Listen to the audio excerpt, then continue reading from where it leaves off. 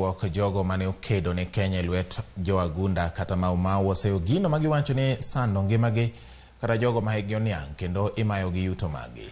Ka oloso Boma Choge Chache romo mar lalruok gi jodongo, Samuel Wambugu ma en jagoro mar riwruok mar jo-Mau okone piny owacho mondo mi orang ngima jodongo e yo makare mondo mi kik giyudre midhiero mathoth.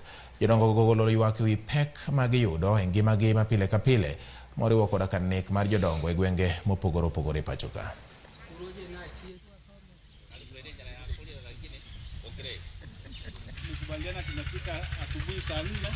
Sisi kama Mau Governing Council tukapendekeza katika hiyo BBI.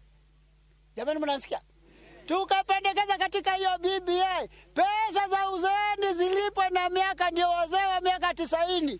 Saa hii kuna wazee wako na miaka 89 na hawajapata pesa na hawako kwa data bank, na hiyo allocation ikitoka vile vile haitoshi. Huo mwelekeo ndio tulikuwa tunataka tushirikiane na serikali, nyinyi viongozi mliochaguliwa, wale majina na wale wazee wamefikisha miaka hiyo, majina yote ya hawa wote ambao wamefikisha miaka iweze kuwekwa ratiba sawa sawa. Tuko watu wa mipango, sisi ni wazalendo. Hiyo majina ipelekwe kwa serikali, ikiwekwa kwa serikali, jukumu letu ni kuhakikisha hawa wote wamesajili.